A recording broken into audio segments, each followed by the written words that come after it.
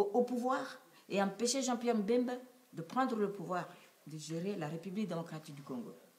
Nous arrivons en 2011 et c'est Étienne Tshisekedi qui a gagné les élections. On l'a appelé président élu et on l'a empêché vraiment de travailler. Il n'a jamais travaillé, c'est seulement le perdant qui est resté au pouvoir, qui s'est cramponné au pouvoir. Voilà, et il ne voulait même pas partir, c'était 5 ans et c'était élastique, il ne voulait même plus partir. Il a fallu maintenant que les États-Unis descendent et qu'on lui dise que non, on a maintenant, vous avez dépassé les 5 ans, vous ne pouvez plus encore vous représenter et vous devez maintenant organiser les élections pour qu'il puisse le faire. Donc c'est de la mauvaise foi. Celui qui a gagné, c'est Martin Fayoulou, et on reconnaît cela parce que ceux qui étaient sur place, les témoins qui étaient sur place, donc les organismes qui étaient sur place, tout a été dit et on a démontré que c'est Fayoulou qui est arrivé en tête. Donc il avait plusieurs voix et c'est lui qui devrait vraiment diriger ce pays, qui devait être programmé comme étant président de la République démocratique du Congo. Mais nous regrettons ce qui est arrivé. Kabila et toutes ces institutions, sa CENI, il n'y avait que 2 personnes de l'opposition à la CENI. Et puis sa cour constitutionnelle, taillée sur mesure pour pouvoir protéger ses intérêts. Et voilà, il est là. Et ces juges qui se prononcent contre le dépôt, non, c'était le rejet. Donc, le rejet de la candidature, le recours de Fayoulou. Il n'était pas seul, il y avait aussi Théodore aussi. Voilà, et puis on a encore rejeté cela, mais c'est bien dommage. Alors, ce qui est quand même surprenant dans votre langage, c'est que vous regrettez, ça veut dire quelque part, vous reconnaissez finalement la légitimité du nouveau président, mais vous regrettez qu'on n'ait pas reconnu, je dirais, la victoire de Fayoulou. Reconnaître la légitimité du président actuel, de l'actuel, celui qui est entré, bon, qu'on a... M. Tshisekedi. M. Tshisekedi, Félix Tshisekedi. Non, nous ne reconnaissons pas. Nous ne reconnaissons pas ça. Et nous appelons maintenant le peuple à se saisir de la Constitution. Il y a l'article 64. Et nous allons vraiment tout droit vers cet article-là que nous devons appliquer. Parce que Kabila n'a pas pu respecter la Constitution et tout, mais nous voulons que nous puissions revenir à la Constitution et qu'on applique l'article 64. Et qui va interpréter cette Constitution? C'est la même Cour constitutionnelle qui vient de valider, monsieur... Oui, vous avez raison. Vous avez raison. En 2015, le 19 janvier 2015, cette même Cour constitutionnelle, non, avant, c'était, oui, cette même Cour constitutionnelle s'était prononcée pour la modification de la Constitution, afin de donner à Kabila la chance de briguer un 3e mandat. C'était dit et la Cour avait décidé, et c'est connu. Maître, vous le savez. C'était un projet de loi, ce n'est pas une décision de la Cour. C'était Non, c'était une proposition de loi qui n'a pas été adoptée. Oui, parce qu'on disait selon cela que c'était la Constitution. Parce qu'on a dit que c'était un coup constitutionnel qu'on voulait faire. Mais les députés de l'opposition sont descendus, ils ont appelé la population et ça a été changé. Mais il y a eu des gens qui étaient qui avaient perdu de vie. Oui. Hein. Voilà. Voilà, donc on a bien compris que les institutions sont là. Alors, bien sûr, du côté je dirais, du RCK, les choses sont un peu plus compliquées parce qu'aujourd'hui, est-ce que déjà vous aussi, vous reconnaissez le président Tshisekedi, ou bien vous vous dites, mais écoutez, pour l'instant, nous, on va rester neutre puisque Fayoulou, qui lui, aujourd'hui, pour une partie de la population, est déclaré gagnant, mais sauf que les institutions, telles qu'on le voit, or, vous êtes aussi, je dirais, président de la souveraineté panafricaine, on a vu quand même, je dirais, l'Union africaine braver la souveraineté du Congo démocratique. Vous dites finalement, ok, nos institutions ont prévalu, ont fait en sorte que nos institutions... Et même dans le monde. Et ça, Kabila, avec ce procédé, a réussi à le faire oublier. Tous les grands démocrates, tous les grands présidents ne parlent plus de cette occupation. Et c'était le but. Le but était là, qu'on oublie que l'occupation existe, parce qu'en oubliant que l'occupation existe, on oublie qu'il y a eu 12 millions de morts. On oublie qu'effectivement, il y a une exploitation illégale qui cause des catastrophes irréparable en République démocratique du Congo. Et on oublie surtout que les donneurs d'ordre de tout cela, ce sont les multinationales et c'est encore ces institutions internationales. Voilà ce qu'on a voulu faire oublier au peuple du monde en faisant ce procédé de fausses élections. Nous, dans la résistance, nous étions pour aucune élection, aucun dialogue avec l'occupation. Et chose que nous maintenons jusqu'au jour d'aujourd'hui. Il y a eu des élections, le peuple congolais a été manipulé pour aller voter dans un cas de figure où il se retrouvait avec deux fils du même père et de la même mère, si je peux dire ça ainsi, puisqu'on dit les fils du pays. Et le peuple congolais n'avait qu'un seul choix. Son désir, c'était le changement. Il voulait que Kabila parte, effectivement. Mais on oublie que sous Kabila, il n'y a pas que le visage, la personnalité de Kabila. Il y a tout un système qui a été ancré en République démocratique du Congo. Ce système qui, aujourd'hui, laisse des grands hommes plus forts que Kabila au sein du gouvernement. Je vais citer Robert Roy, je vais citer Bisengimana, et je vais citer des Kengo Adondo qui, bientôt mourront, mais ne lâchent pas la présidence du Sénat. Donc, toutes ces institutions-là restent ancrées en République démocratique du Congo. Donc, pour nous, ce n'est pas une victoire, ni pour le peuple congolais, ni pour quelconque opposant qui se dit un vrai opposant en République démocratique du Congo ne peut pas être satisfait de ce qui se passe en République démocratique du Congo. Et si je parle en termes de l'Union africaine, c'est étonnant. Je ne sais pas, moi, je suis peut-être trop humaniste, hein, peut-être je le suis, mais aujourd'hui, il y a eu un génocide sans nom qui se passe en République démocratique du Congo. Tous les jours, vous le voyez, vous avez eu un cas de choléra qui avait l'air d'être tombé du ciel juste au point donné sur l'est de la République démocratique du Congo. Il n'y a pas eu toute cette mobilisation, il n'y avait pas eu tout cet intérêt de l'Union africaine pour sauver des vies. Et aujourd'hui, on a mis en avant cette façade d'élection en République démocratique du Congo qui voudrait faire comprendre au monde que ça y est, c'est ce qui ne s'est jamais fait dans le monde, on devrait applaudir. Moi, je suis contre. Félix a été nommé, pour notre part, président de la République démocratique du Congo, puisque la contestation du peuple est flagrante. Je ne vais pas rentrer dans les millions de Kabila, de Félix ou les millions de Lamouka, mais nous avons vu très clairement qu'effectivement, il y a eu une masse de population qui était derrière Martin Fayoulou et un peu moins derrière Félix Tshisekedi. Mais pour ceux qui sont des hommes et des femmes avertis, ceux qui connaissent l'histoire de la République démocratique du Congo savent qu'on doit beaucoup à la famille Tshisekedi en termes de déstabilisation politique. Je vais être très clair. Le père Étienne Tshisekedi, en 2011, a été aux élections avec Joseph Kabila. Après l'avoir refusé en 2006, il a fait lui-même barrage à un fils de pays en 2006, Jean-Pierre Mbemba, pour qu'il ne puisse pas se présenter, puisqu'à cette époque-là, il croyait fermement que nous étions en occupation. Mais en 2011, les choses ont changé. Nous n'étions plus en occupation, ce qui a permis à Étienne Tshisekedi d'aller aux élections. Ces élections ont amené à quoi? Ont amené encore à la prise de position, à l'ancrage du système de l'occupation qu'est la République démocratique du Congo, qui est représenté par Kabila. Et on a vu que pendant 5 ans, 6 ans même, je dirais, cet homme-là a fait croire au peuple congolais qu'on avait la possibilité de changer la voie des urnes. Parce qu'il aurait contesté la légitimité de Kabila alors qu'il lui avait prêté cette légitimité en allant aux élections avec lui. Et c'est exactement ce qui se passe, c'est le même cas de figure qu'on revoit aujourd'hui. La Mouka est en train de faire sortir le peuple congolais pour un soulèvement populaire, mais c'est en septembre qu'on lui a demandé de faire ça. C'est en septembre qu'il aurait fallu mettre le peuple congolais dans la rue et le dire, appliquer l'article 64, aller au soulèvement populaire, parce que c'était la seule solution de mettre à terre l'occupation de la République démocratique du Congo.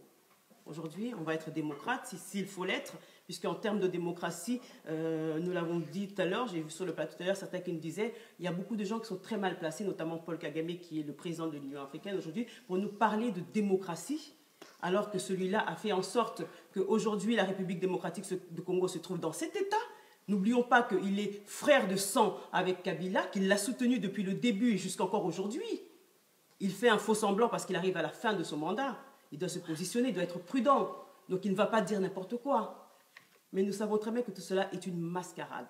C'est étonnant, c'est vrai, vous direz, la résistance ne lâche pas ces mots, reste dans sa conviction. Nous restons dans notre constance parce qu'il est vraiment invraisemblable de voir qu'aujourd'hui tout le monde se réjouit de ce qui se passe en République démocratique. Moi, ça m'écoeure. Parce que sur ça, on oublie les millions de morts qu'il y a aujourd'hui et qu'il y aura toujours en République démocratique du Congo. Allez-y. Je vais rebondir, je vais terminer sur ce point-là. Donc, juste pour finir sur ce point-là, féliciter, je réponds à votre question, hein. Voilà, féliciter Félix Tshisekedi pour sa victoire, non. Nous ne féliciterons pas, nous le mettrons en garde plutôt. on le mettra en garde parce que sachez que la résistance est toujours là.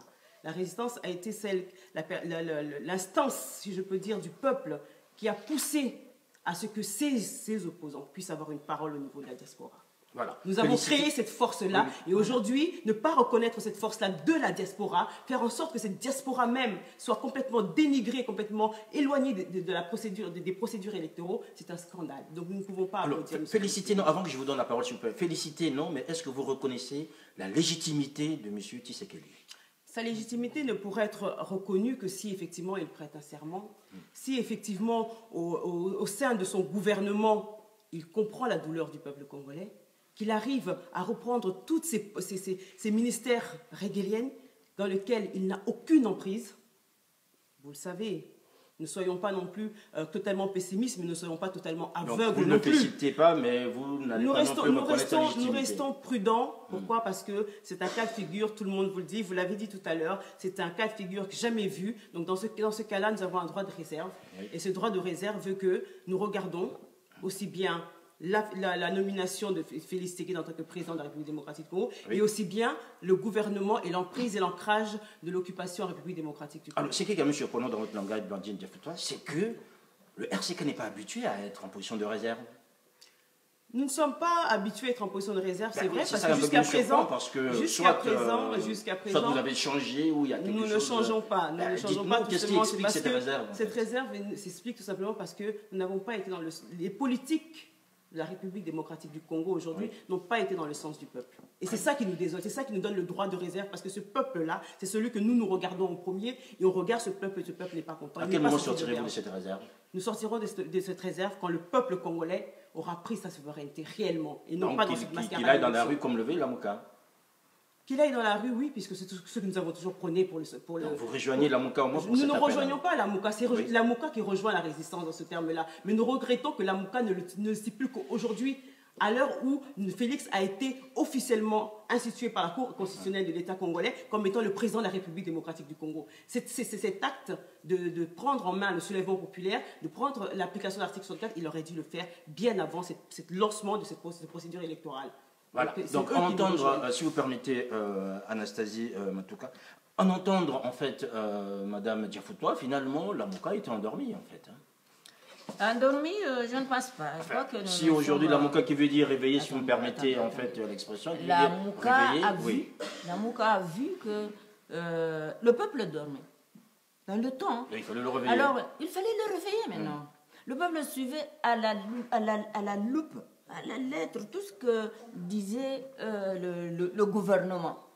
Et pourtant, quand nous voyons le gouvernement ne faisait que la volonté de Kabila. Et Kabila, qui est un homme venu d'ailleurs. Oui. Mais jusque-là, vous allez vous retrouver, mais sauf qu'au niveau de l'article 64. Au niveau de l'article 64, elle vous interpelle en disant ça fait un bail qu'il fallait vous débonner aujourd'hui, mais sauf qu'en septembre, on attendait que vous l'appliquiez cet article. Alors, en septembre, de quelle année? 2018. Lancement des élections, du processus électoral, la campagne et ainsi de suite. Bon, alors là, il y avait déjà un programme établi. On a dit qu'on suive les ordres. 2018, il y avait,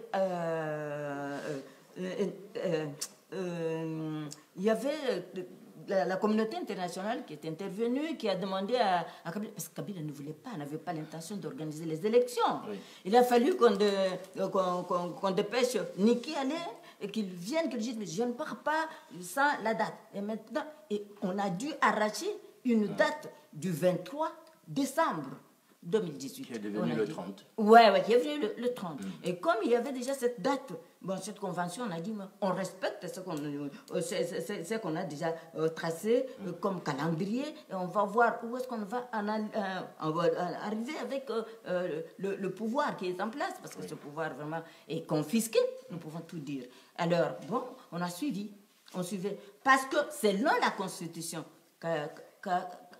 Kabila, le chef de l'État, ne pouvait partir qu'en remettant le pouvoir à un nouveau président élu. Et ce président devrait sortir des urnes, donc l'organisation des élections. Et aussi longtemps qu'il n'y avait pas d'élection, il pouvait rester même 5 ans. Oui. Alors, pour vraiment faire de sorte qu'il ne reste pas longtemps, qu'il ne se camponne pas au pouvoir, alors acceptons cette date-là. Les mois passent vite, puis on va arriver le 23 décembre pour qu'on On a bien organise compris. les Alors, élections. finalement, qu'est-ce que vous reprochez à l'avocat, À ce finalement? niveau-là, c'est justement le problème. C'est de dire que nous allons attendre, rentrer dans une procédure démocratique. Nous l'avons dit tout à l'heure, je pense que Maître Tricot l'a très bien rappelé tout à l'heure, que Kabila n'est pas venu de façon démocratique en République dans notre démocratique pays. du Congo. Il n'est pas venu de façon démocratique. Et jusqu'à présent, aucune des procédures électorales dans lesquelles qu'il a organisé, il ne s'y pas conformé. Pourquoi aujourd'hui il s'y conformerait? Si aujourd'hui Kabila ne s'est pas présenté, c'est la seule pression des Occidentaux, mais pas la pression, pas une pression telle qu'on l'entend et telle qu'on peut nous le montrer. C'est une pression financière uniquement. C'est au niveau du portefeuille qu'on a réussi à faire reculer Kabila en arrière. Financière. Et aussi, oui, une pression financière.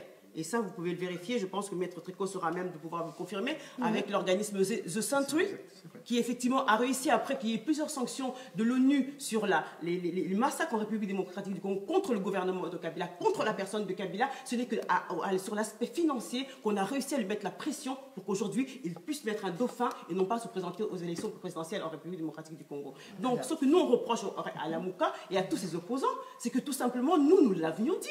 Il y a 2-3 ans de cela, nous avions donné ce cas de figure. Nous leur avions dit, marchons ensemble. Vous cherchez l'unité de l'opposition. Vous voulez une vraie opposition. Vous voulez l'unité de toutes les forces vives de la République démocratique du Congo. Unissons-nous, mais allons tous contre les élections et pour le soulèvement populaire. Et dans ce cas de figure-là, nous restons constitutionnels.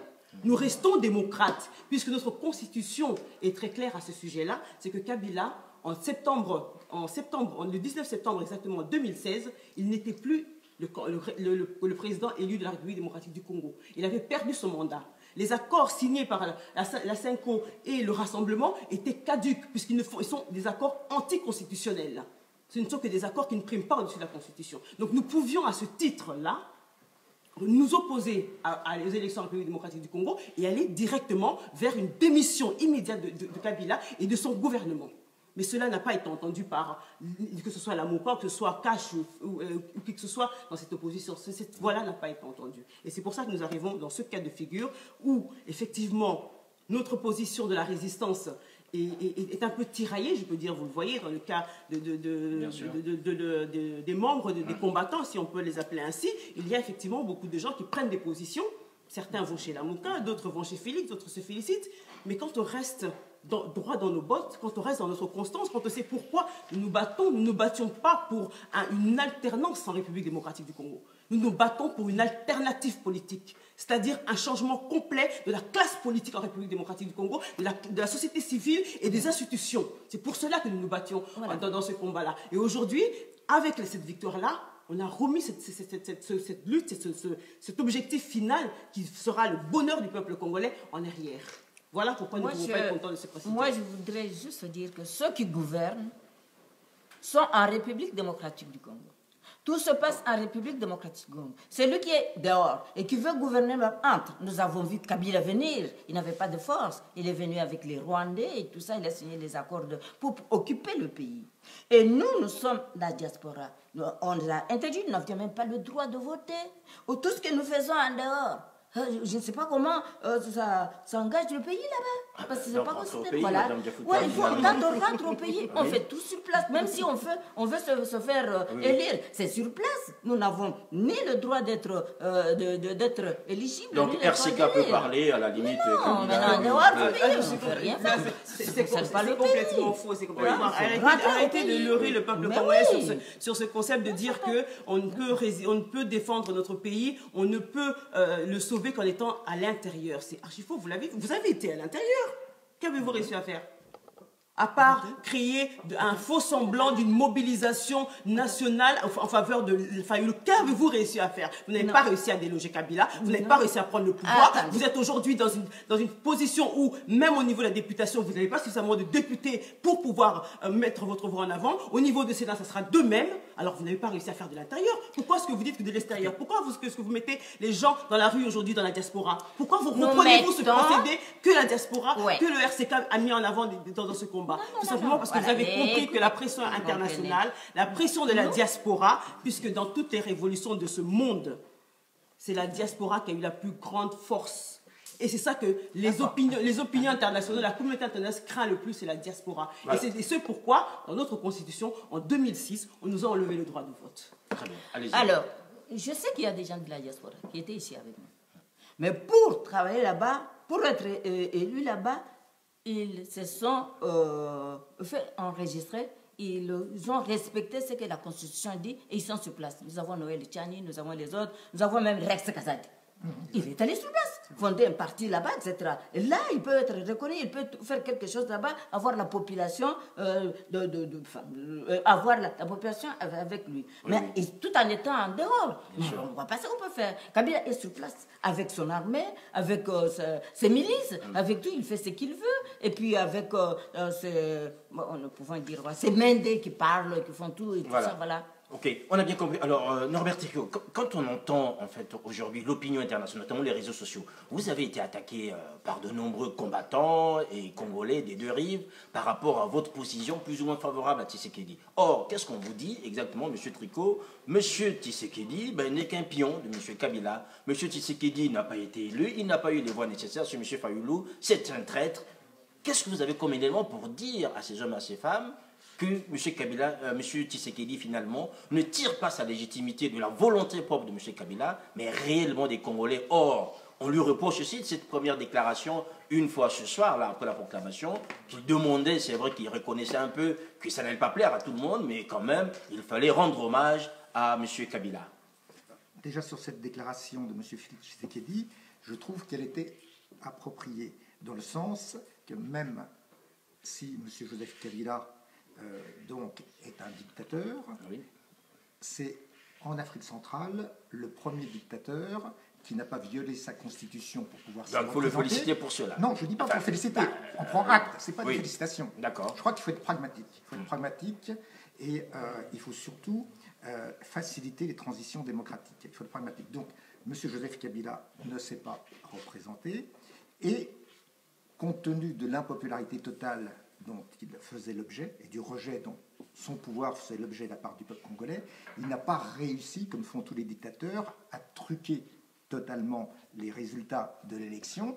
Et effectivement, toutes les projections montraient que les deux candidats de l'opposition, que ce soit Félix Tshisekedi et donc Martin Fayulu, étaient arrivés en tête. Et que son candidat, Chadari, était arrivé en troisième position. C'est pour ça d'ailleurs que je n'ai pas compris que le Financial Times remette M. Chadari en deuxième position derrière M. Fayulu, ce qui est totalement non crédible.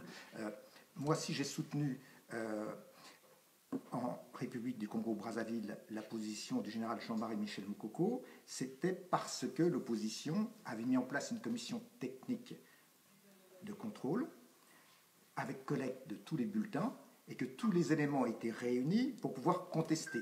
J'aurais voulu que l'opposition en République démocratique du Congo fasse la même chose.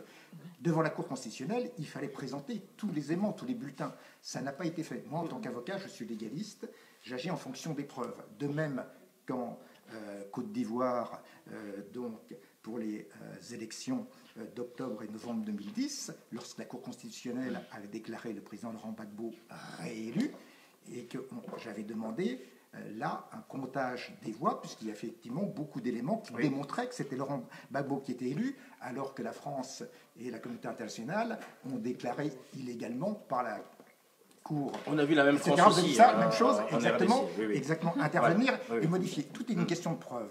Moi, je soutiens toujours ceux qui ont les preuves des résultats des élections. Pour moi, l'élection de M. Félix Tshisekedi à l'élection présidentielle en Vénézuela est totalement crédible.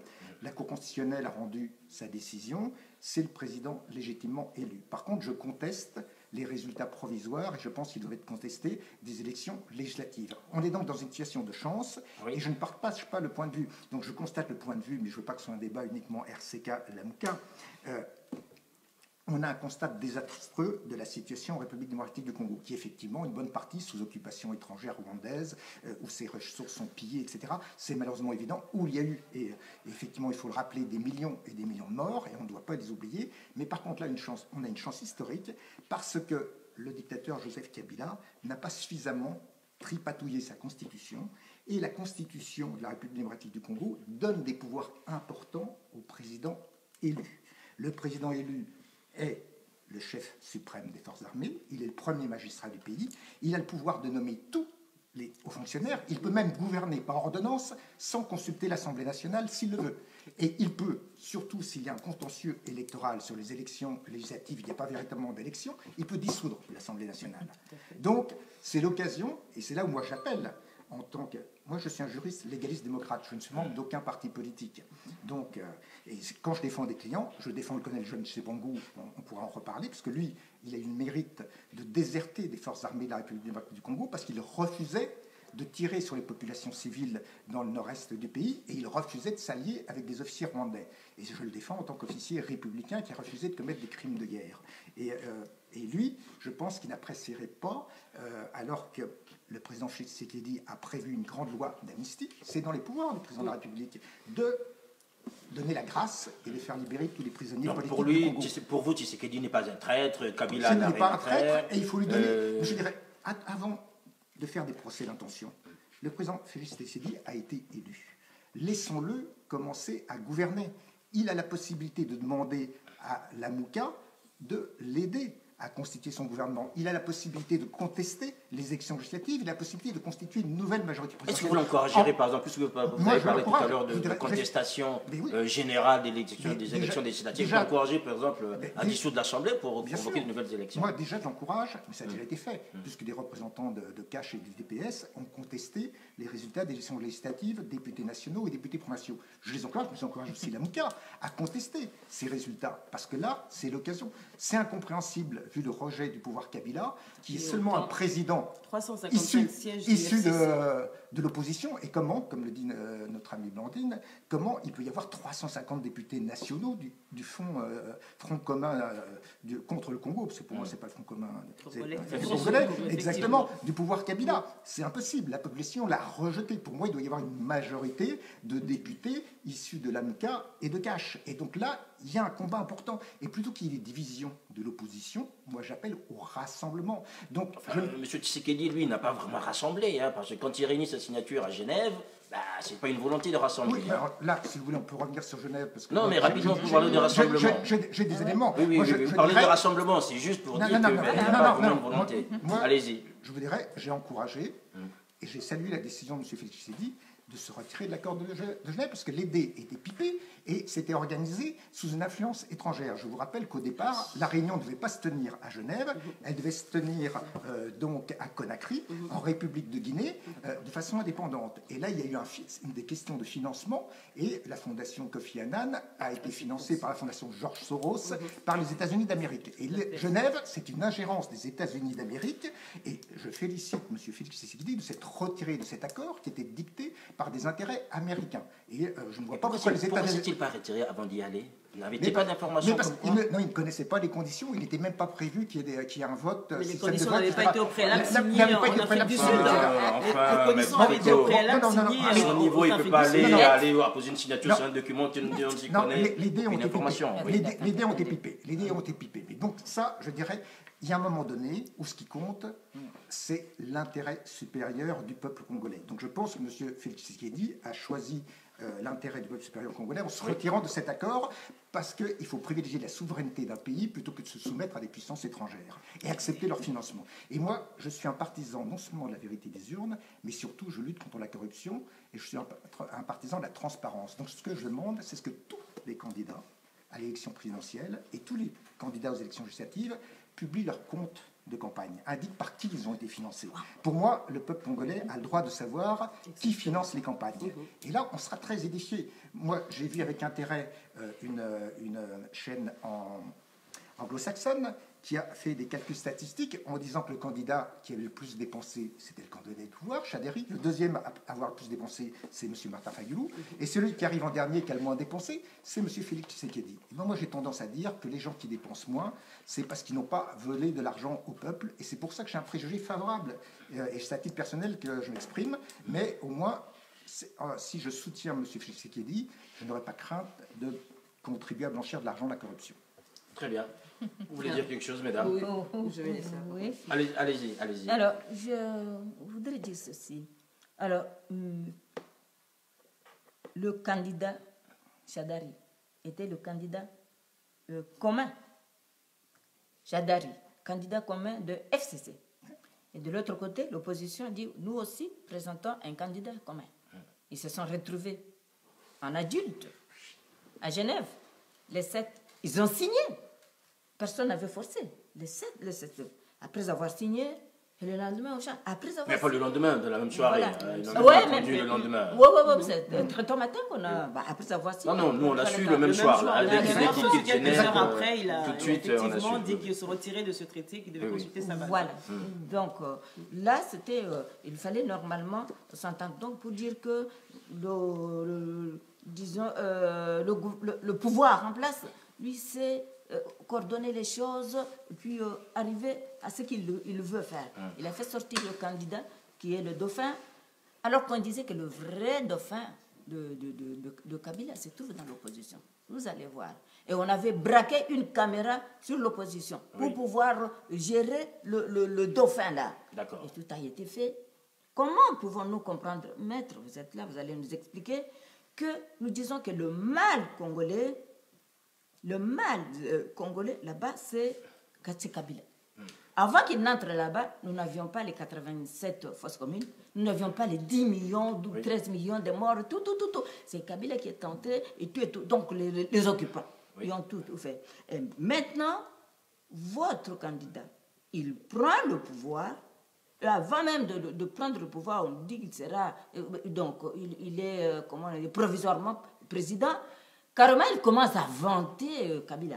Il dit, mais oui, il n'est pas adversaire. Ah, lui, c'est lui qui parlera mal de lui, un partenaire. Ah, lui, c'est le modèle de démocratie. Le modèle de démocratie, quelqu'un qui est entré, qui est resté au pouvoir 18 ans, qui a fait ce qu'il a fait là, et maintenant on commence à le vanter.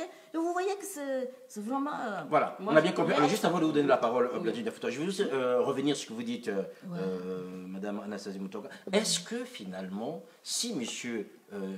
Fayulu est déclaré, je dirais, président ou qu'il avait gagné, lui ne serait pas le dauphin de Kabila? Puisque, pour non. Lui ne serait pas le dauphin. Puisque vous dites que... Pas le dauphin. Alors, lui ne serait pas, mais c'est ce qu'il dit oui, en fait. Oui, lui, il n'est pas. Kabila avait le choix. Kabila avait un choix. Ok, si vous dites qu'il avait un choix.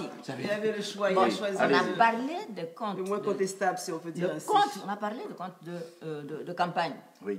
Alors, lui n'a pas eu l'argent de l'autre. Hein. J'en conviens. Voilà. J'en conviens. Mais moi, je veux juste comprendre. Si vous me dites aujourd'hui que le dauphin était dans l'opposition, or aujourd'hui, c'est l'opposition qui a gagné. Sauf que vous contestez ce pouvoir. Donc pour vous, si demain on reconnaît M. Fayulu comme étant le président, donc lui serait le dauphin. En fait. Espérons que Félix ne conteste pas ça. Disons que, est-ce que la justice ne peut pas être dite? La justice, vous aviez parlé de corruption. Réellement, dans cette histoire, tout se passe bien. La démocratie ne peut pas compter en République démocratique du Congo? Pourquoi 2 poids 2 mesures? Pourquoi on peut laisser passer disons, ce qui n'est pas bien, ce qui n'est pas juste, les erreurs, ceci, cela? Non, mais ça ne se fait pas. On a vrai compris finalement, le vrai dauphin, c'est qu'il ait gagné ou qu'il ait perdu, en fait, il serait toujours le dauphin. On a voulu. C'est pourquoi le dauphin chante son maître maintenant. Il chante son maître, il applaudit, et tout le monde le sait. Très brièvement. Ah oui, allez-y rapidement pour donner la parole à Madame Diafouta. Très brièvement, ce que je voudrais dire. Faire le débat sur dauphin, traître, etc. Ça fait partie des arguments. Ça fait partie des arguments. Oui, moi, ça me ramène au débat, ça ne nous rajeunit pas, des années 90. Donc, 12 février 1990, Nelson Mandela sort de prison. Et il s'agit de préparer l'après-dictature de l'apartheid.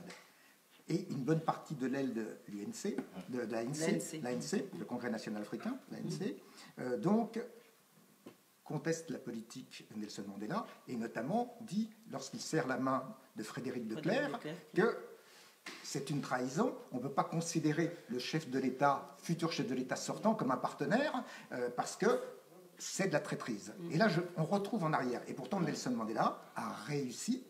Et c'était encore beaucoup plus dur, parce que l'Afrique du Sud, le pouvoir, le plus important, c'est le pouvoir économique. Mais le pouvoir économique était totalement contrôlée par le pouvoir ségrégationniste. Donc tout le monde considérait que Nelson Mandela n'avait aucune chance en considérant la dictature de l'apartheid comme un partenaire. Mais considérer un prédécesseur comme un partenaire, ce n'est pas lui donner un brevet de démocratie. Ce n'est pas l'absoudre de toutes ses fautes et de tous ses crimes. C'est ce qu'a fait Nelson Mandela. Et là, Félix Tshisekedi a le même travail à faire. Il n'absout pas Joseph Kabila de tous ses crimes.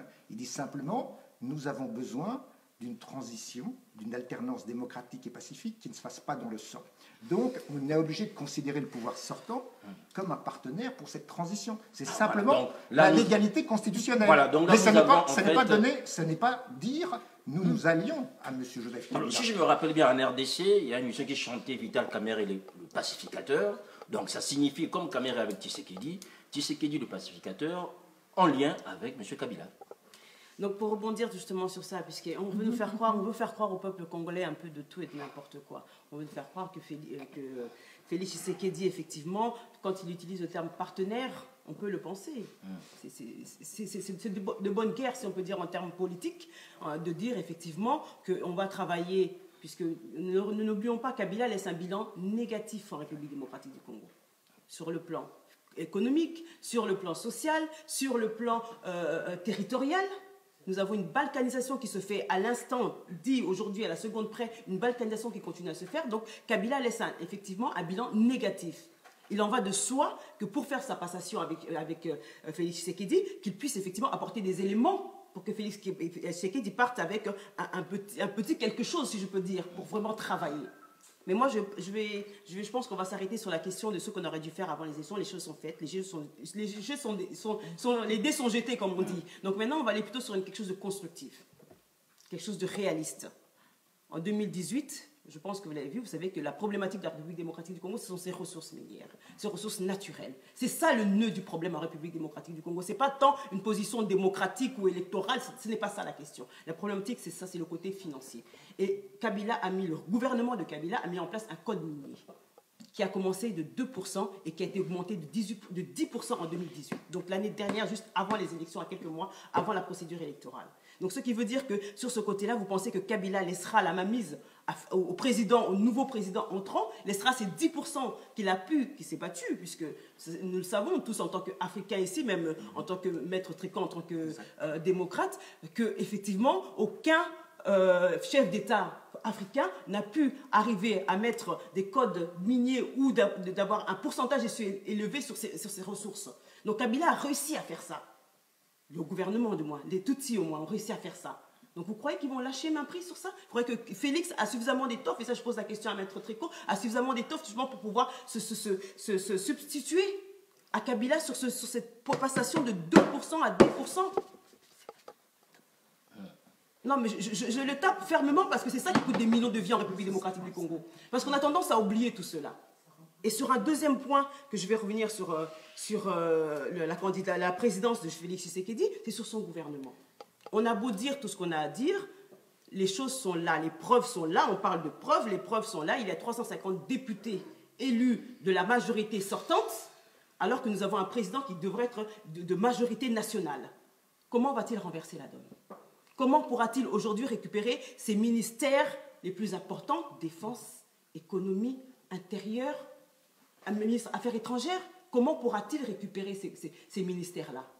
Et avec qui il va composer? Il tend la main à Lamuka, je ne sais pas. Lamuka le tend la main, je ne sais pas. Ça, ce sera leur sauce à eux. Mais nous, dans la résistance, ce qu'on lui demande à Félix, pour qu'aujourd'hui nous puissions effectivement dire que nous avons passé un cap, que nous avons réussi à mettre un fils du pays à la tête de notre pays et que ce fils du pays va œuvrer pour ce peuple-là, il faut qu'il puisse nous prouver que ces ministères-là doivent revenir au peuple, que ces ministères-là doivent redevenir aux Congolais et qu'ils puissent le faire. C'est pour ça que tout à l'heure, je disais droit de réserve justement que j'ai cité tout à l'heure, c'est par rapport à cette position-là que nous avons notre droit de réserve. Voilà. Mesdames et messieurs, donc vous êtes en direct sur Ziana TV, la chaîne Le Cœur des Diasporas. C'est un 100% direct spécial, bien sûr, avec Maître Tricot, Madame Mutoka et Madame Diafoutoua. Alors, on va maintenant aborder la question de la CPI, puisque j'ai aussi deux personnalités qui contribuaient énormément je dirais, aux questions panafricaines. Maître Tricot, vous avez été aux côtés de Laurent Gbagbo en 2010, avant qu'il ne puisse être transféré du côté de l'AE. Madame Diafoutoua, vous êtes présidente de la souveraineté panafricaine. Alors déjà, comment appréciez-vous la situation? Je vais commencer par vous, Madame Diafoutoua. Un peu ce cafouillage autour de Laurent Gbagbo. Vous-même, on vous a vu là-bas à l'AE en train de manifester. Comment est-ce que vous avez apprécié ce cafouillage auquel tout le monde ne sait plus quoi dire, un peu comme la RDC en fait? Ben, on a été assez déçus de comprendre qu'effectivement, moi j'ai assisté à la dernière audience qui a eu lieu en octobre 2018 au niveau de la CPI. Effectivement, l'accusation contre Laurent Gbagbo n'avait pas lieu d'être. C'était des accusations qui pouvaient se limiter à un chef de cabinet ou, je ne sais pas, un commissaire de police. Ce n'étaient pas des accusations qui pouvaient être imputées directement à un chef d'État comme l'était Laurent Gbagbo. Donc nous, si nous, effectivement, au niveau de la souveraineté panafricaine, nous sommes en totale adéquation avec Laurent Gbagbo, simplement parce que cet homme-là, c'est le seul, et Maître Tricot l'a dit tout à l'heure, qui a réussi effectivement ce combat dont tous les panafricains doivent se sentir solidaires aujourd'hui, c'est de pouvoir donner le pouvoir à son peuple, de défendre son peuple envers et contre tout. Et envers contre tout, ça veut dire envers tous ces occidentaux qui veulent mettre la main mise sur seulement nos richesses.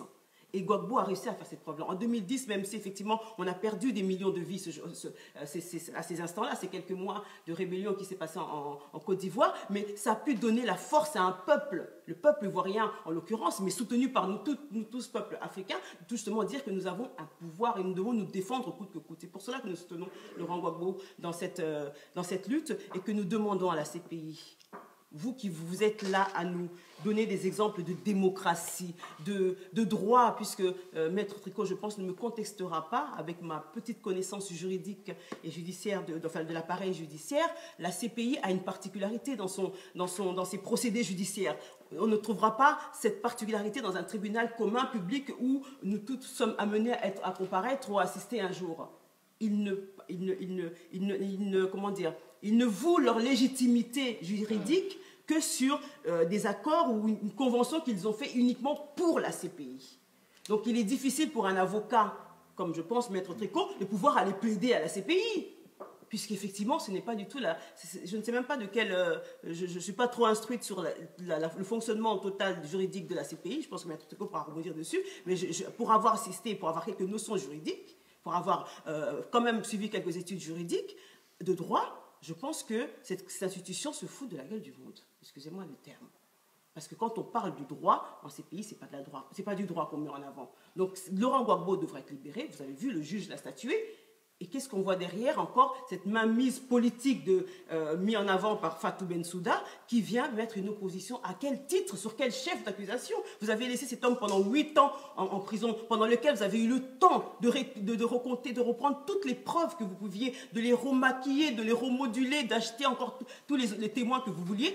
Et à la dernière audience d'octobre, il n'y a eu aucun nouveau témoignage. Il n'y a eu que ce qui a été radoté pendant 8 ans, qui a été mis en avant, et aujourd'hui on refuse la liberté à cet homme, Laurent Gbagbo, à Charles Blé Goudé. Pour quel motif? Parce qu'en réalité, ce qu'ils veulent, la CPI, vous le savez, la CPI est alimentée par qui? Par nos États, par les États signataires de cette Cour pénale. Et ces États signataires ne sont pas les États qui ont institué cette CPI. N'oublions pas qu'elle a été instituée par l'ONU, elle a été instituée par l'Union européenne, qui, pour la plupart de tous ces pays, ne sont pas signataires de cette Cour pénale.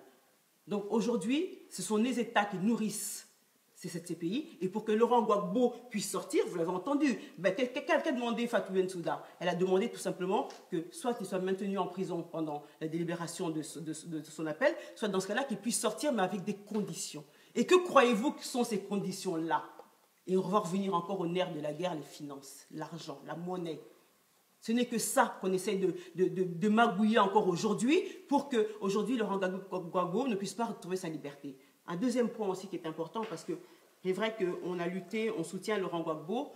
Charles Blé Goudé, on en parle toujours en deuxième position, mais sachez que ça a été un des dauphins, un des élèves assidus de Laurent Gbagbo, et qui a été un des jeunes qui est sorti de nulle part, qui est sorti de cette population ivoirienne, qui a su mettre en avant la valeur des jeunes africains.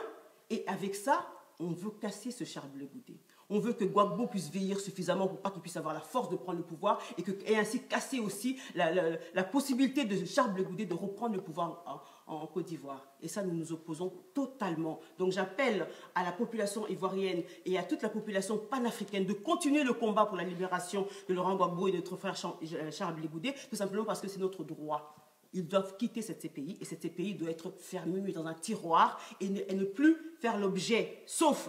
Et là, je vais rebondir sur la République démocratique du Congo, de mettre en prison des gens comme Joseph Kabila, qui lui donc est on peut un garder vrai... la CPI pour Kabila, on peut le garder pour Kagame, on peut le garder pour Museveni, qui sont eux des vrais criminels de guerre. Donc à ce moment-là, vous reconnaissez pour ces gens-là toute légitimité.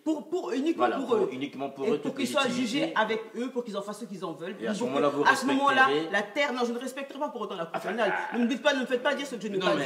Je dis tout simplement que si effectivement cette Cour veut continuer à exister, il faut qu'elle fasse son travail. Et son travail consiste à mettre en prison des criminels de guerre, et non pas des hommes qui se battent pour la fierté, pour la dignité, pour la souveraineté d'un peuple. Voilà ce que je dis. Très bien, j'espère aussi que vous auriez les mêmes mots aussi fermes pour les victimes aujourd'hui qui sont dans cette procédure. Mais pour les victimes qui sont dans la procédure de l'arrestation de Laurent Gbagbo, quelles sont ces victimes?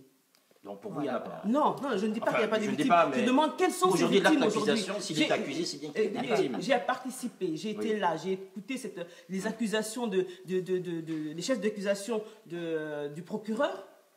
Les victimes, on les compte sur les doigts de la main. Donc ça signifie pour vous... On les compte sur les doigts de la main. Il en faut combien pour considérer qu'il a pas victime? Je vous ai dit tout à l'heure qu'effectivement, il y a eu certains actes qui ont été posés, il y a eu des victimes, et ces chefs d'accusation pouvaient s'arrêter à un commissaire de police, pouvaient s'arrêter à des membres d'un groupe, et non pas à une présidence. Non pas un président comme Laurent Gbagbo, qui lui a été digne d'être président de son peuple ivoirien, puisqu'il a défendu envers et contre tout. Alors, je vais pousser votre logique un peu plus loin, Madame Docteur, si vous permettez. Est-ce qu'aujourd'hui, vous mettrez aussi les victimes dont vous avez demeuré en RDC, de M. Kabila, vous les mettrez sur qui? Sur M. Kabila lui-même? Non, je les mettrai sur tout l'appareillage, sur toute la Tutsilande, comme nous l'appelons. C'est-à-dire, j'ai cité le nom tout à l'heure, Paul Kagame, Yoweri Museveni, et aussi les multinationales. Ils sont, eux, responsables des 12 millions de morts en République démocratique du Congo. Si vous permettez, Maître, on parlera à la fin. Allez, si vous voulez dire quelque chose, Oui, juste quelque chose. Là, je demande, quelle est la raison d'être de la CPI? Est-elle faite juste pour les gens de couleur? Parce que ce sont ceux-là qui sont des pêcheurs, voilà. Bon, et puis, les Blancs sont épargnés, disons. Quand nous regardons ce qui se passe là-bas, parce que nous avons, nous gardons encore un souvenir. Alors, je vais encore pousser un peu plus loin. Est-ce que finalement, Madame Diafouta estime qu'il y a des gens de couleur qui auraient bien leur place là-bas, comme M. Museveni, comme M. Kagame?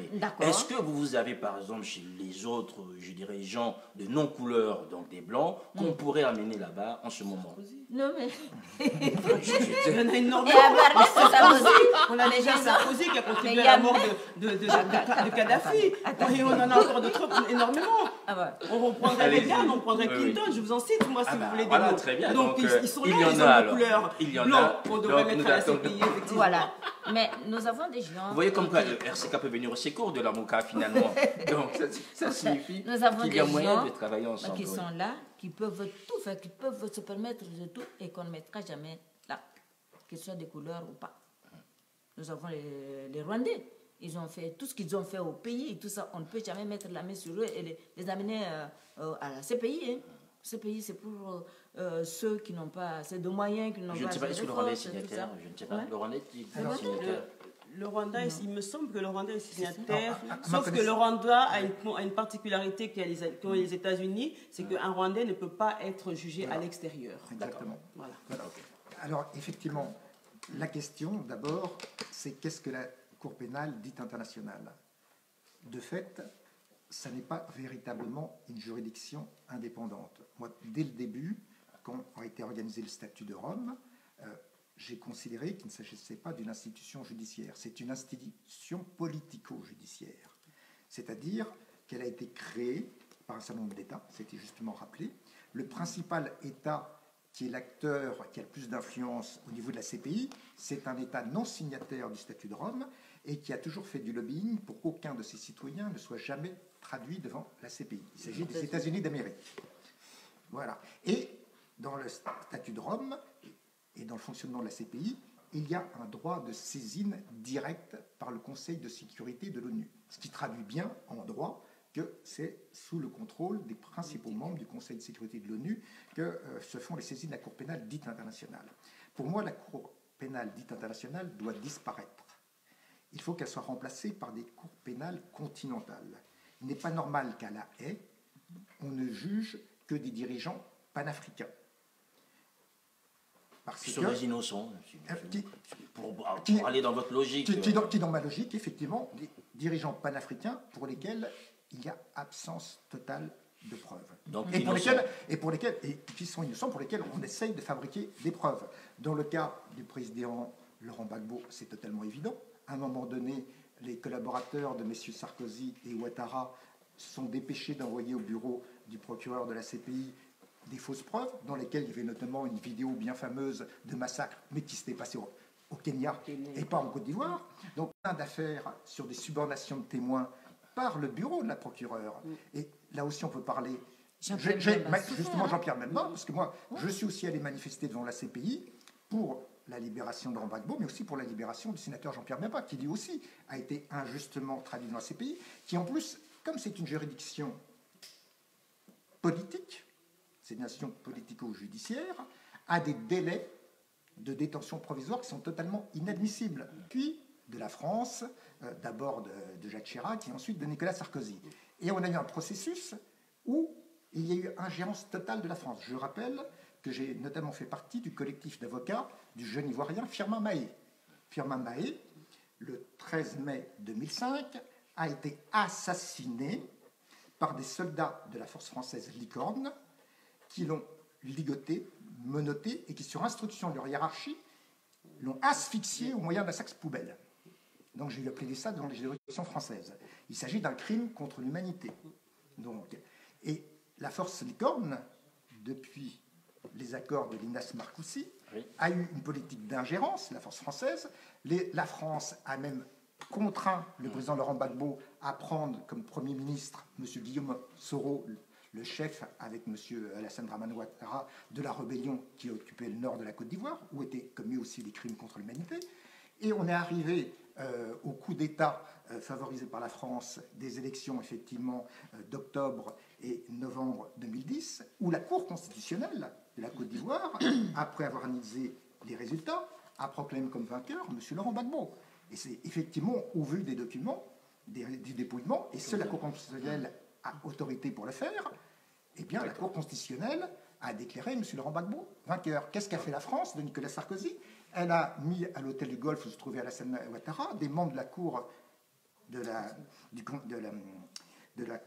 pas de la Cour, mais donc du Conseil électoral, donc pour proclamer Alassane Ouattara président. S'en est suivi le processus, alors que Laurent Gbagbo demandait le recomptage des voix et qu'il voulait effectivement une solution apaisée. Il y a une ingérence de la France qui s'est traduite par un soutien militaire aux forces de Guillaume Soro et Alassane Ouattara, où on est arrivé à ce que l'armée française bombarde le palais présidentiel, où j'ai eu l'occasion de travailler, arrête Laurent Gbagbo et le remette à Alassane Ouattara pour qu'ensuite il soit quelques mois après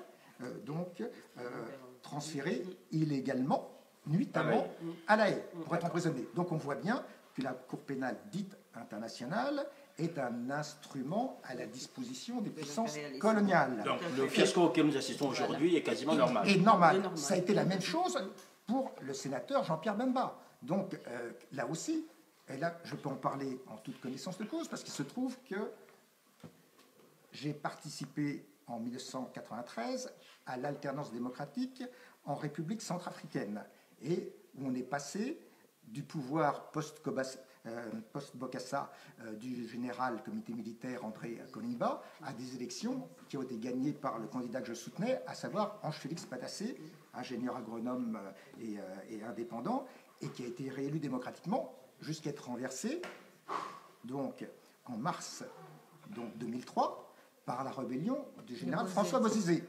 Et il avait appelé, j'étais présent parce que j'étais un de ses avocats, je travaillais aussi à son domicile personnel et on téléphonait. Il avait appelé à l'époque, c'était du régime dit 1+4 en République démocratique du Congo, le vice-président Jean-Pierre Mbemba, dans le cadre d'un accord de coopération militaire, à le soutenir face à la rébellion du général Bozizé, allié avec des éléments de l'ex-Kolimba et de la future Séléka, qui commettaient des massacres. Et on a voulu là aussi appliquer la pseudo-justice des vainqueurs, une fois que le coup d'État a été réussi contre Ange-Félix Patassé, et dire que c'était Jean-Pierre Mbemba qui était responsable des massacres de Bozizé. C'est toujours le même processus. En Côte d'Ivoire, on a appliqué le principe de la justice des vainqueurs. On ne juge que Laurent Gbagbo, on ne juge pas Guillaume Soro ou Alassane Dramane Ouattara, et les Comzones, les chefs de guerre rebelles. En République démocratique du Congo, on envoie injustement le sénateur Jean-Pierre Mbemba devant la Cour pénale internationale, alors qu'il n'a jamais mis les pieds en République centrafricaine.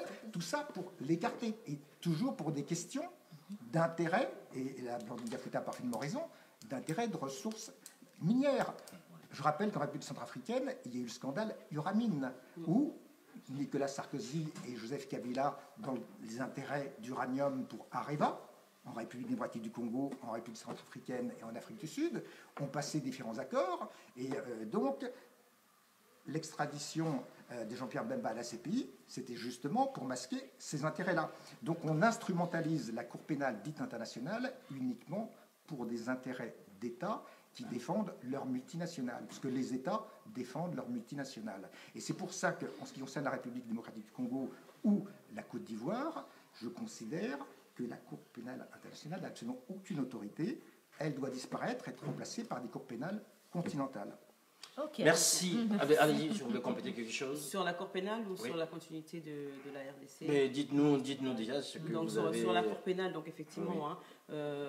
nous continuons à prêter notre soutien au président Laurent Gbagbo et à Charles Blé Goudé. Nous le soutenons, je renouvelle encore cet appel auprès des panafricains de continuer la lutte tant que la libération de Laurent Gbagbo ne sera pas effective, quand nous ne nous verrons pas dehors. Et d'ailleurs, à ce niveau-là, le problème de l'accueil se pose. Nous demandons à la CPI de le relâcher sans condition et qu'il puisse aller directement en Côte d'Ivoire, en Guinée, dans le pays où il le conviendra d'être à ce moment-là. Et non pas de lui imposer des conditions qui feraient en sorte qu'il puisse rester en France ou encore en Belgique ou encore en Suisse pour effectivement le maintenir hors de portée d'une procédure, et là pour le coup, démocratique en Côte d'Ivoire. Donc je rebondis sur ça. Et je pense qu'on finira sur la République démocratique du Congo. On va finir sur la République démocratique du Congo, puisque c'est la question que j'ai posée, je dirais, au premier panel. Quel vœu formulez-vous pour le nouveau président de la RDC, M. Antoine Félix Tshisekedi Tshilombo? Je vois qu'il y a un grand silence. Le silence n'est pas parce qu'on n'a pas de vœu, je pense qu'on regardait qui allait commencer, non? Alors, donc écoutons les vœux du RCK au président Antoine Félix Tshisekedi. Alors nos vœux, ce serait déjà de reprendre un peu sur la situation qui s'est passée pendant les élections avec l'isolement volontaire de la province de l'Est du Congo, c'est-à-dire la province de Béni, de Butembo, Uturi, Yumbi, qu'on a délibérément mis de côté pour ces élections. Ça veut dire qu'on a quand même une population à peu près de 6 millions d'habitants avec toutes ces villes dans lesquelles on a mis de côté. C'est-à-dire que ces habitants-là, ces Congolais-là, ou ceux qui sont en apparence, bien sûr, n'ont pas pu choisir ce président. Ils n'ont pas élu ce président. Donc il manque à M. Tshisekedi au moins 6 millions de voix. Et nous avons... Non, ce n'est pas une question de manque de voix. Moi, je ne parle pas en termes de voix, je parle en termes d'êtres humains. Donc, et en termes de territoire. Nous savons que la problématique en République démocratique du Congo se pose à l'est du Congo. Pourquoi à l'est du Congo? Tout simplement parce que nous sommes frontaliers avec le Rwanda, le Burundi et l'Ouganda. Et que nous avons, jusqu'à présent, et ça je le déplore, je ne sais pas si effectivement nous savons que les médias internationaux sont contrôlés. Mais pendant toute la campagne de septembre jusqu'à aujourd'hui, aucun journaliste n'a été capable de dire que la République démocratique du Congo faisait 2 347 400 km². On nous parle de 2 347 000 km². Millions, pardon. On ne nous parle pas de nos 400 000 km². Et ces 400 000 km² sont justement la surface qui est comment dire, convoitée par le Rwanda aujourd'hui, qui aujourd'hui risque d'être effectif sur un bout de papier qui sera signé et qui deviendra un territoire indépendant. Donc le fait d'avoir mis cette population-là hors de portée de cette voie électorale permettra justement que demain cette région puisse demander son indépendance. Est-ce que Félix Tshisekedi aura la carrure, aura la force, aura la volonté d'épargner cela au peuple congolais? Puisque nous savons pas, n'oublions pas que la balkanisation du peuple congolais continue. Je l'ai dit tout à l'heure. Le nœud du problème, quand il y a eu en 1885 leur espèce de frontière qui a été mise en place, le découpage de l'Afrique, on n'a pas réussi à découper le Congo comme il le fallait pour les intérêts occidentaux. Ce qu'il faudrait aujourd'hui pour ces Occidentaux, c'est de fédéraliser les États, de mettre le Congo en 10 parties, en 10 États fédéraux qui seront indépendants les uns des autres, dans lesquels les multinationales pourront voler, délibérer, choisir un président dans chacun de ces 10 régions et pouvoir faire ce qu'ils veulent. Et nous, le peuple congolais, nous disons non. Notre constitution est claire là-dessus. Nous sommes un et indivisibles. Les territoires congolais doivent rester intacts. Et Félix Tshisekedi, nous le mettons à l'épreuve de ce,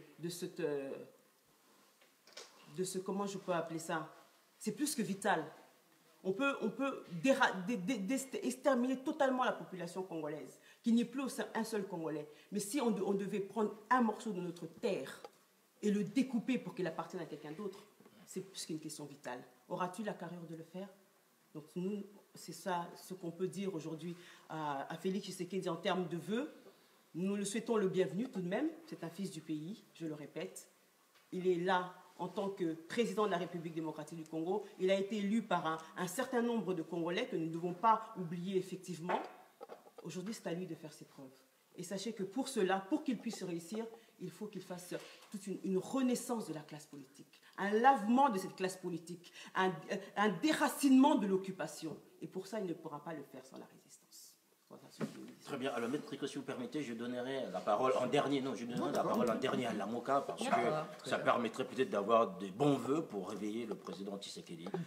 Très bien. À vous la parole. Alors, moi, je dirais, j'ai eu l'avantage de rencontrer les principaux représentants de l'opposition en République démocratique du Congo. Donc, j'ai aussi rencontré personnellement le président à l'époque de l'UDPS, Félix Tshisekedi. Donc, j'ai pu discuter avec lui. J'ai constaté qu'il avait l'avantage de n'être pas dans le dénigrement et d'avoir dès le départ une position de rassemblement. C'est-à-dire qu'il marche dans les pas de son père, feu Étienne Tshisekedi, mais il a pris une nouvelle dimension dans le sens qu'il a compris la crise historique, le désastre humanitaire que vit son pays.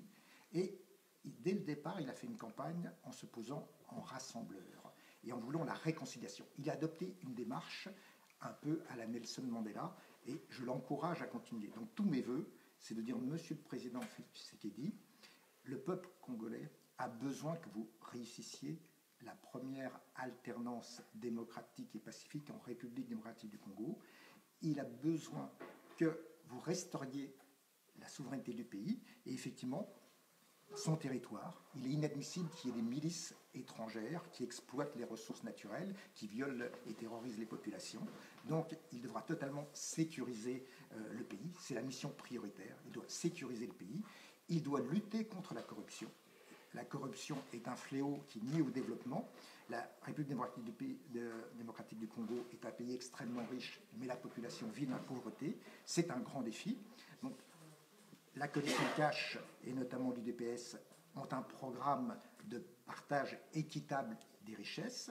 Donc je demande au président Félix Tshisekedi de tenir ses promesses électorales et effectivement d'être rassembleur, de ne pas subir des pressions, de ne pas hésiter, comme je l'ai dit, le moment venu, s'il le faut, à dissoudre l'Assemblée nationale et de reconstituer un gouvernement d'union nationale où j'espère que notamment l'AMUCA, mais aussi le RCK apporteront... notamment son président Martin Sali, lui voilà, qui pourrait peut-être ministre de la Défense, puisqu'il est déjà le patron, le président des résistants et combattants. Alors, ce n'est pas à nous de déterminer la composition enfin... d'un gouvernement, effectivement, mais je dirais...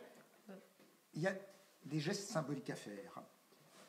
J'ai cru comprendre dans le programme du président Félix Tshisekedi qu'il usera de son pouvoir constitutionnel de droit de grâce et qu'il graciera tous les prisonniers politiques et pas seulement mon client, le colonel John Simongo.